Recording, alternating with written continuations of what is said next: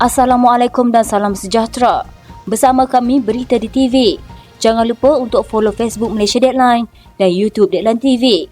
Antara menarik hari ini, Hadi masih ponteng Parlimen. Muhyiddin sekali lagi akan dirakam keterangan. PAS berkeras anjur himpunan aman biarpun polis beri amaran. Mana suara DAP, isu di NAA semua sepi. Kehadiran Ahli Parlimen Marang Tan Sri Abdul Hadi Awang dalam sidang Dewan Rakyat hari ini dinantikan selepas tempat duduknya yang kosong semalam menarik perhatian orang ramai. Pastinya lensa kamera akan tertumpu pada tempat duduk di sebelah kiri Ahli Parlimen Paguh Tan Sri Muhyiddin Yassin. Di Dewan Rakyat, Hadi duduk bersebelahan pengerusi Perikatan Nasional berkenaan. Pagi ini bermulanya sesi perbahasan usul kajian separuh penggal Rancangan Malaysia ke-12 yang akan berlangsung selama 3 hari. Seterusnya jawapan oleh kementerian berkaitan pada 18 dan 19 September depan.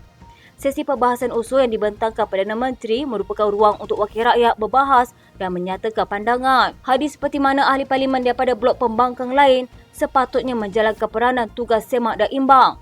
Namun ketidakhadiran Timbalan Pengerusi Perikatan Nasional berkenaan menarik perhatian ramai rakyat ketika pembangkang sedang berkempen untuk selamatkan Malaysia. Sehubungan itu, rata-rata netizen menyela sikap ahli parlimen yang culas menghadiri sidang Dewan Rakyat termasuk menuntut mana-mana wakil rakyat terbabit mengosongkan terus kursi mereka. Antara sindiran warganet, semolek-moleknya ada peraturan ahli tidak hadir parlimen 3 kali berturut-turut patut diberi surat amaran sekali, 7 kali berturut tidak datang diberi amaran kedua, 10 kali diberi amaran ketiga, seterusnya lucut keanggotaan Dewan Rakyat. Macam mana nak selamatkan negara kalau ayah Cik Hadi berponteng sidang parlimen? Kalau jadi kerajaan nanti macam mana? Rumah ada tapi tuan rumah tiada. Nak bahas gapo dia, berat lagu ni. Semalam, Hadi rupa-rupanya hadir dalam siri minda Presiden dengan tulisan panjangnya bertajuk Siapa Jual Agama bersama keterbukaan DAP menentang Islam. Kerusi Dewan Undangan Negeri Putihwangsa milik Parti Ikatan Demokratik Malaysia dimenangi atas sokongan Pakatan Harapan pada pilihan raya negeri Johor Mac tahun lalu. Timbalan Pengerusi PH Johor Aminul Huda Hassan berkata, meskipun muda tidak menyertai PH ketika itu, namun bersetuju mengadakan Pakatan Pilihan Raya. Jelasnya menerusi Pakatan Pilihan Raya itu, DAP dan Parti Amanah Negara bersetuju memberikan 6 dun kepada muda, iaitu Tenang, Bukit Kepong, Parit Raja, Macak, Putihwangsa dan Bukit Permai. Katanya, pimpinan muda perlu belajar sejarah, jangan gopoh atau semata-mata hanya membuat langkah populis sahaja. Ingat kembali bagaimana mereka peroleh kemenangan di Putihwangsa. Kami PH yang bagi laluan berdasarkan Pakatan Pilihan Raya, tetapi sekarang mereka mengkhianati kami selepas tarik sokongan kepada kerajaan perpaduan. Mengulas selanjut, Aminul Huda yang juga pengerusi Parti Amanah Negara berkata, penyandang kursi Putihwangsa Amira Aisyah Abdul Aziz sewajarnya memulangkan kursi berkenaan kepada PH. Katanya Amira Aisyah yang juga timbalan Presiden Muda ada 2 pilihan. Pertama, keluar dari muda sertai amanah atau letak jawatan sebagai adun, seterusnya pulang kursi Dun Putihwangsa kepada PH. Pada Isnin, muda dilaporkan tidak lagi berada dalam blok pengimbang PH di Johor selepas memutuskan kerjasama dan keluar daripada gabungan politik itu. Ketua Pengimbang Johor, Andrew Cheng Kah Eng berkata, langkah itu adalah wajar berdasarkan keputusan terkini yang telah diumumkan muda selepas tidak lagi sehaluan dengan PH dalam beberapa perkara. Dalam pada itu, Aminul Huda menyifatkan Presiden Muda Syed Saddiq Said Abdul Rahman sebagai kacang lupakan kulit kerana bertindak keluar dari PH yang telah bersusah payah membantu kemenangannya di Parlimen Muar pada pilihan raya umum ke-15 lalu. Katanya pada PR15 kami susah payah bantu. Kalau logo PH tiada di sebelah logo muda ketika itu, mungkin akan jadi seperti pilihan raya negeri 6 negeri baru-baru ini kalah.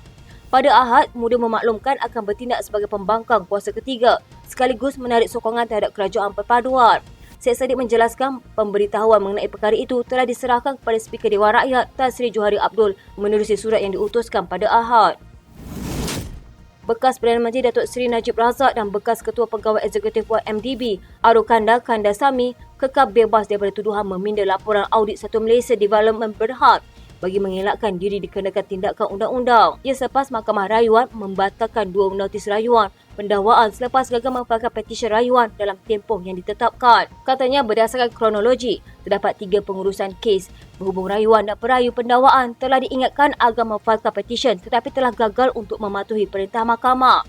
Apabila petisyen gagal difailkan dalam tempoh masa yang ditetapkan dan tiada permohonan untuk lanjutan masa, maka notis rayuan dianggap telah luput dan terbatal. Oleh itu, kedua-dua notis rayuan dibatalkan. Kita ikut undang-undang ya, kata Hakim Datuk Had Hariah Said Ismail yang mengetuai panel 3 Hakim Mahkamah Rayuan. Pada 3 Mac lalu, Hakim Mahkamah Tinggi Muhammad Zaini Mazlan yang kini Hakim Mahkamah Rayuan melepas dan membebaskan Najib dan Arokanda selepas mendapati pihak pendakwaan gagal membuktikan kes terhadap mereka. Mahkamah pada tarikh tersebut turut memutuskan bahawa Arokanda layak mendapat sijil indemniti yang menghalangnya daripada dikenakan sebarang tindakan undang-undang. Najib dan Arokanda didakwa buat kali pertama di Mahkamah Session di sini pada 12 Disember 2018. Pada 14 Mac 2019, kes itu dipindahkan ke Mahkamah Tinggi di sini untuk dibicarakan di hadapan Hakim Muhammad Zaini Mazlan. Mengikut pertuduhan pindaan, Najib selaku Perdana Menteri dan Menteri Kewangan ketika itu didakwa menggunakan kedudukannya untuk mendapatkan suapan bagi dirinya iaitu perlindungan daripada dikenakan sebarang tindakan sivil atau jenayah berkaitan peranannya di dalam perjalanan operasi syarikat YMDB. Bekas ahli Parlimen Pekan itu didakwa mengarahkan laporan pengauditan YMDB yang dimuktamadkan oleh Ketua Audit Negara dipindah sebelum laporan berkenaan dimuktamadkan semula dan dibentangkan kepada jawatan kuasa kira-kira wang awam negara yang mana Najib secara langsung mempunyai kepentingan. Kesalahan itu didakwa dilakukan di Kompleks Jabatan Perdana Menteri, Pusat Pentadbiran Kerajaan Persekutuan, Wilayah Persekutuan Putrajaya antara 22 dan 26 Februari 2016. Pertuduhan itu adalah mengikut Seksyen 23-1 Akta Suruhanjaya Pencegahan Rasuah Malaysia 2009 yang memperuntukkan hukuman penjara maksimal sehingga 20 tahun dan denda tidak kurang daripada 5 kali nilai suapan atau RM10,000 mengikut mana-mana yang lebih tinggi jika sabit kesalahan. Arokanda pula didakwa bersubahat dengan Najib dalam meminda laporan berkenaan bagi melindungi bekas Presiden UMNO itu daripada dikenakan tindakan tata tertib, sivil atau jenayah berkaitan YMDB. Kesalahan itu didakwa dilakukan di tempat dan masa yang sama mengikut Seksyen 28-1-C Akta SPRM 2009 dibaca bersama Seksyen 23-1 dan 24-1 Akta sama yang memperuntukkan hukuman sama jika sabit kesalahan.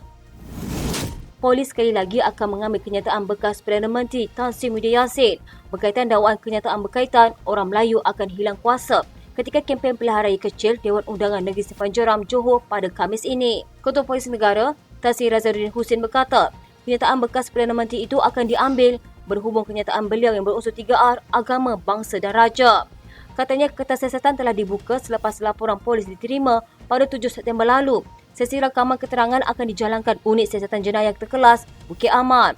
Siasatan berkaitan kes ini akan dijalankan di bawah Seksyen 4-A Akta Kesalahan Pilihan Raya dan Seksyen 233 Akta Komunikasi Multimedia 1998. 3 September lalu, bekas Perdana Menteri itu didakwa mengeluarkan kenyataan berbau perkauman dalam ceramah kempen Dun Simpang Jeram Johor. Ucapannya itu turut dikongsi menerusi halaman Facebook yang mana mengandungi Melayu pada hari ini tidak lagi menguasai kerajaan.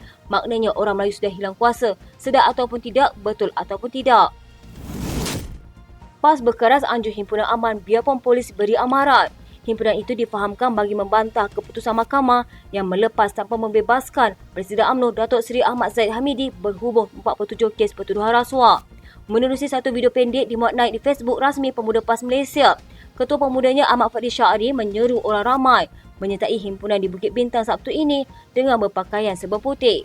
Sementara itu, menerusi satu memo yang beredar di media sosial, DPPP dipercayai mengeluarkan perkeliling yang mengarah ke semua pemuda PAS seluruh negeri supaya hadir beramai-ramai ke perhimpunan aman tersebut. Memo yang tersebar itu dilihat ditandatangani setiausaha Muhammad Hanif Jamaluddin. Bagaimanapun tidak mendapat dipastikan kesahihannya. Katanya, kepada Ketua Pemuda DPPN, pihak tuan diminta untuk menggerakkan promosi dan mobilisasi penyertaan seluruh pemuda PAS di seluruh negeri supaya hadir beramai-ramai ke perhimpunan aman ini sebagai satu tanda bantahan pemuda PAS secara bersama atas tindakan yang tidak bermaruah ini. Semalam, Timbalan Ketua Polis Negara, Datuk Seri Ayub Han menegaskan mengikut Seksyen 9-1 Akta Perhimpunan Aman 2012, mana-mana pihak yang ingin mengajukan sebarang perhimpunan perlu membuat permohonan 5 hari daripada tarikh perhimpunan itu diadakan. Jika diikutkan, PAS perlu memohon permit tersebut pada semalam. Ditanya tindakan polis sekiranya pihak berkenaan masih tidak membuat permohonan dan bertegas untuk tetap mengadakan perhimpunan, Ayub Han menjawab, kita akan mengambil tindakan mengikut undang-undang sedia ada.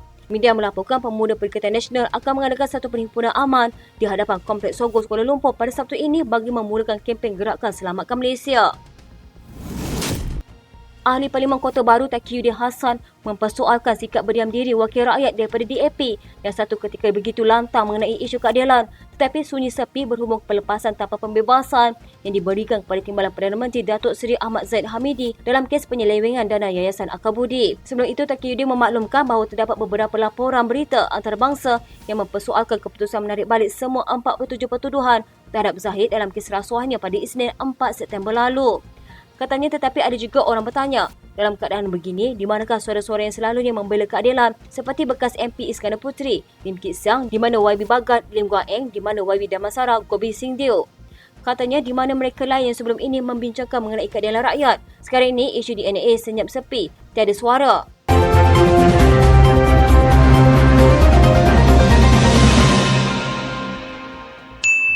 Sekian berita hangat pagi di TV pada hari ini. Jangan lupa untuk follow Facebook Malaysia Deadline dan YouTube Deadline TV.